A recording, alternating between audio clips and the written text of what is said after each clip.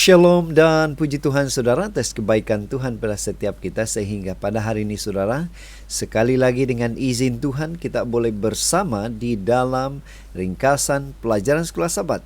Pelajaran pertama untuk triwulan yang ketiga tahun 2020 ini yang bertajuk Ujian Berat Gembala.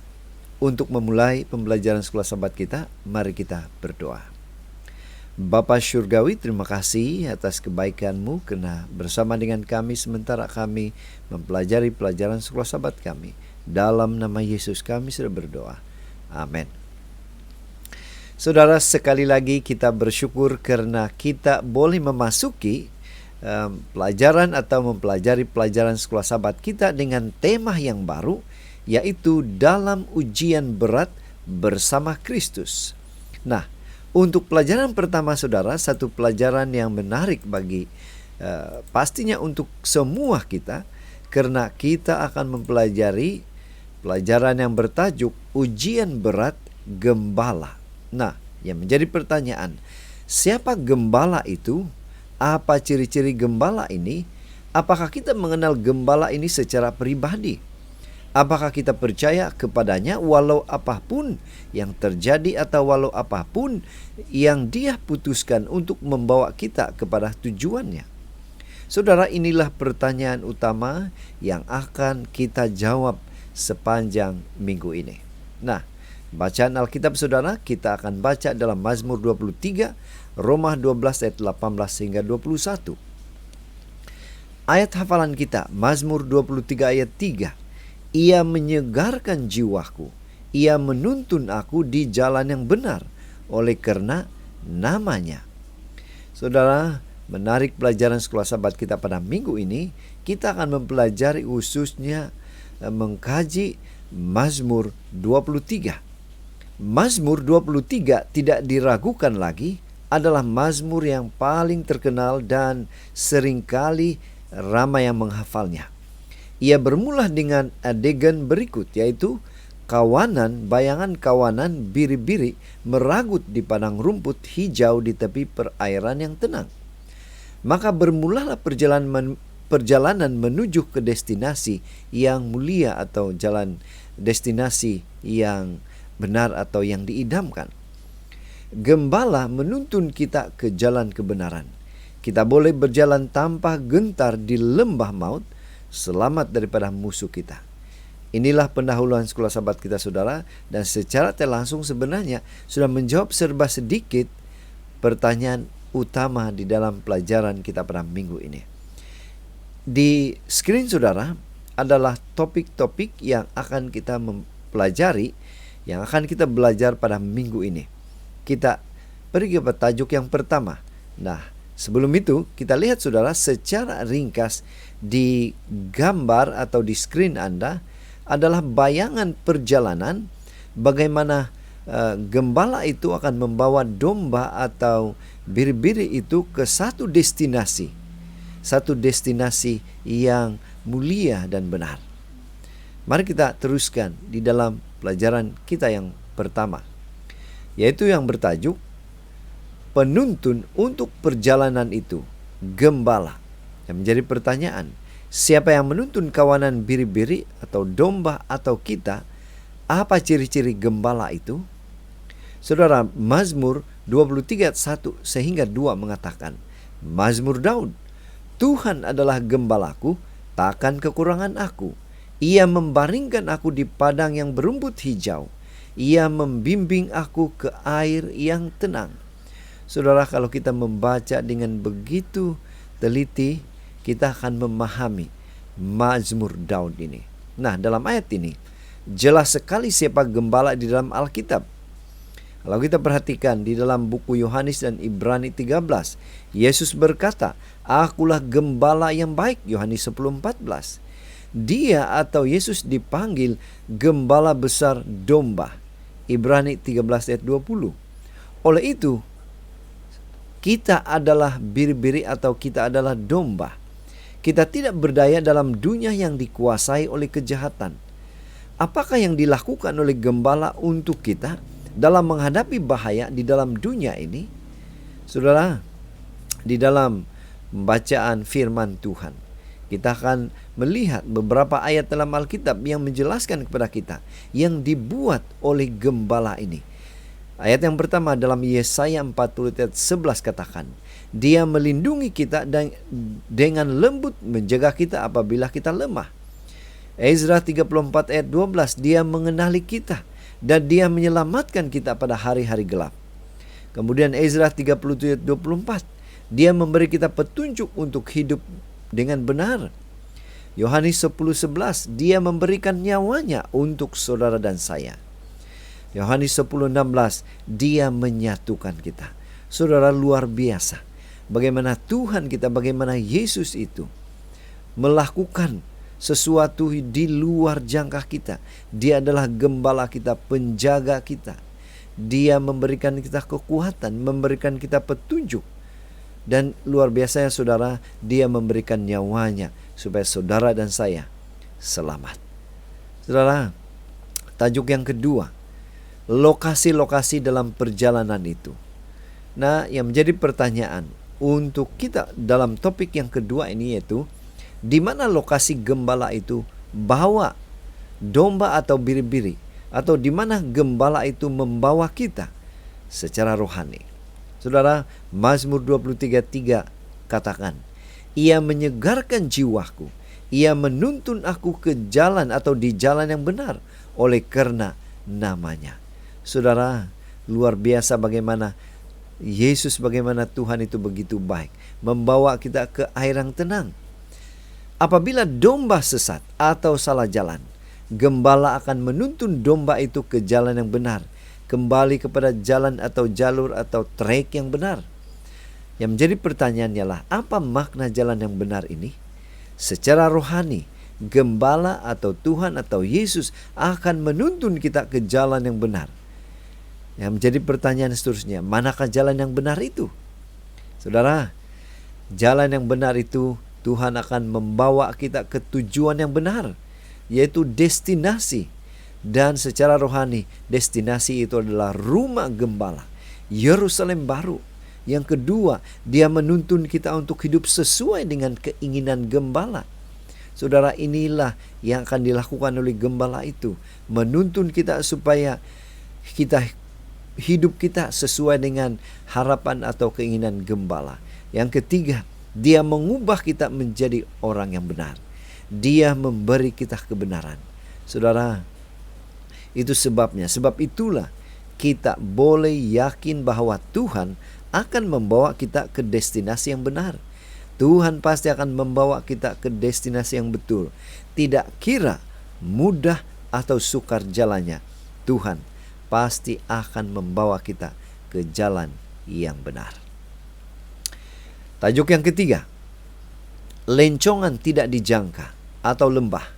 Saudara, dalam perjalanan gembala atau Tuhan atau membawa domba itu ke destinasi air yang tenang di jalan yang benar. Yang menjadi pertanyaan, apakah ada cabaran, dugaan yang akan kita lalui sementara kita menuju ke jalan yang benar itu? Apakah ada cabaran bagi domba-domba menuju ke air yang tenang itu? Saudara, dalam pelajaran kita Mazmur 23:4 firman Tuhan katakan, sekalipun aku berjalan dalam lembah kekelaman, aku tidak takut bahaya, sebab Engkau besertaku, gadamu dan tongkatmu, itulah yang menghibur aku. Saudara, dalam ayat ini kita mempelajari sesuatu. Sekalipun aku berjalan dalam lembah kekelaman. Betapa sukarnya untuk mempercayai Tuhan apabila kita tidak melihat tangannya. Kita mungkin berpikir Tuhan telah meninggalkan kita. Apabila kita dikelilingi oleh kegelapan di lembah kekelaman, kita dikelilingi oleh kesakitan, penderitaan atau ketakutan. Saudara, Tuhan sentiasa mengulangi. Firman Tuhan katakan begitu banyak di dalam Alkitab, jangan takut. Dalam Kejadian 15, Kejadian 21, 2 Korintus, Yesaya 41, Yeremia, Kisah, Wahyu, saudara. Begitu banyak ayat yang Tuhan katakan jangan takut. Dia berjanji Dia akan sentiasa bersama dengan kita walaupun kita tidak dapat melihat Dia secara fisikal. Itu makanya jangan takut. Firman Tuhan atau gadah dan tongkat gembala akan menghibur, memberi kita kelegaan, memberi kita keyakinan, kekuatan dalam menghadapi lembah bayangan maut dan gelap. Saudara, gadah dan tongkat, firman Tuhan, Roh Kudus, kekuatan dari Tuhan akan sentiasa memberikan kita kekuatan supaya kita boleh menghadapi lembah kekelaman atau lembah maut itu. Tajuk yang keempat yaitu lencongan tidak dijangka, meja yang dikepung. Pertanyaan saudara, apa yang gembala itu lakukan apabila domba atau kita dikepung oleh musuh? Firman Tuhan, Mazmur 23 ayat 5 katakan, Engkau menyediakan hidangan bagiku di hadapan lawanku. Engkau mengurapi kepalaku dengan minyak, pialaku penuh melimpah. Saudara, di dalam kehidupan kita kadang-kadang kita akan berhadapan dengan musuh. Ya, bagaimana Tuhan itu menolong kita dalam situasi kita dikepung dengan musuh-musuh.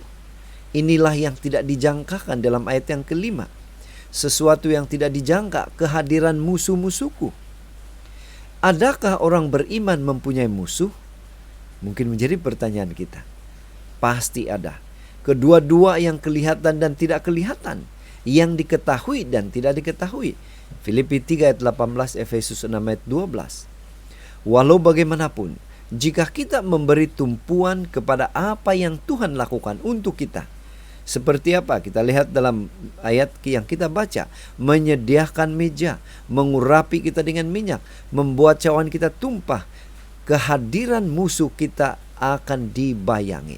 Saudara, bagaimana Tuhan beserta bersama dengan kita walaupun kita dikelilingi oleh musuh. Tiada musuh, sama ada yang kelihatan atau tidak kelihatan, boleh mengambil atau mencuri apa yang telah disediakan oleh gembala kepada kita. Syaratnya, selagi kita bersamanya. Tajuk yang kelima, pelajaran sekolah sahabat kita, satu janji yang pasti untuk perjalanan itu. Yang menjadi pertanyaan, apa janji pasti yang gembala itu berikan kepada domba atau kita secara rohani? Mazmur 23 ayat 6 katakan, kebajikan dan kemurahan belaka akan mengikuti aku seumur hidupku, dan aku akan diam dalam rumah Tuhan sepanjang masa. Apa makna ayat ini bagi saudara? Bila mana kita membaca, kebajikan dan kemurahan belaka akan mengikuti aku. Daud yakin akan dua perkara. Yang pertama, kebaikan dan belas kasihan akan sentiasa mengikut atau mengejar dia. Artinya Tuhan akan sentiasa bersama dengan dia. Tidak kira betapa dalam lembah atau betapa giginya musuh, kepastian akan kebaikan dan kasih sayang Tuhan yang tidak putus-putus dan kepastian bimbingannya hingga ke penghujung perjalanan kita tidak dapat dipertikaikan. Dan yang kedua, keyakinan Raja Daud, kita mempunyai rumah yang kekal di mana kita akan tinggal di hadapan Tuhan sendiri. Wahyu 22 ayat 3 hingga 4. Sebab itu hiburkanlah seorang akan yang lain dengan perkataan ini. 1 Tesalonika 4 ayat 18.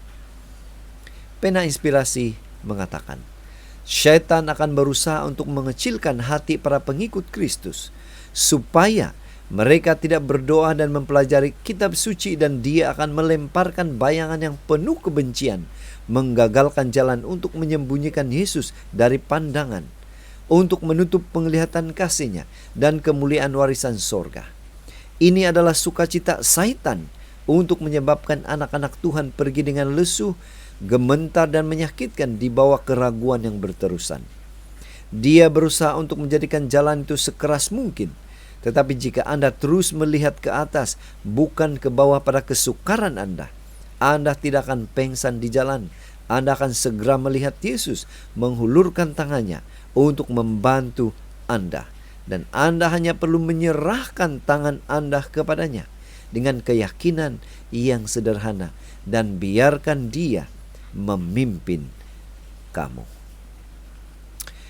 Di dalam tulisan Desire of Ages juga, seperti yang ada di screen Anda. Seperti seorang gembala duniawi mengenal domba-dombanya, demikian pula gembala ilahi mengenal kawanan dombanya yang tersebar di seluruh dunia. Yesus mengenal kita secara pribadi atau secara individu dan tersentuh dengan perasaan kelemahan kita. Dia mengenal kita semua dengan nama. Dia tahu rumah tempat tinggal kita, nama setiap penghuni. Setiap jiwa dikenal sepenuhnya oleh Yesus, seolah-olah dia satu-satunya sebab mengapa juru selamat mati. Dia mengambil berat bagi setiap orang, seolah-olah tidak ada yang lain di atas muka bumi ini. Saudara, dari pelajaran sekolah sahabat kita pada minggu ini, kita boleh menyimpulkan kesudahan setiap dua jalan telah ditentukan. Jalan kebenaran menuju kepada kehidupan dan jalan kedurhakaan menuju kepada maut. Pilihan di tangan masing-masing kita. Jika kita memutuskan untuk berada di jalan kebenaran, Tuhan berjanji bahwa jalan yang benar akan membawa kita kepada kehidupan. Ya saudara, jalan kebenaran mungkin sempit. Ia mungkin membawa kita melalui gunung atau lembah yang gelap yang mungkin memerlukan cahaya tambahan, makanan, ketekunan, kesabaran, atau kekuatan. Tetapi jalan kebenaran akan berakhir dengan cahaya, dengan terang, kebahagiaan, dan kehidupan. Jadi saudara, sekian saja ringkasan pelajaran sekolah sahabat kita pada minggu ini. Semoga ini boleh membantu kita di dalam mempelajari pelajaran sekolah sahabat kita pada minggu ini. Tuhan memberkati kita. Mari kita berdoa. Bapa Syurgawi, terima kasih atas kebaikan-Mu karena bersama dengan kami, menolong kami memahami pelajaran sekolah sahabat kami pada minggu ini. Dalam nama Yesus kami sudah berdoa. Amin.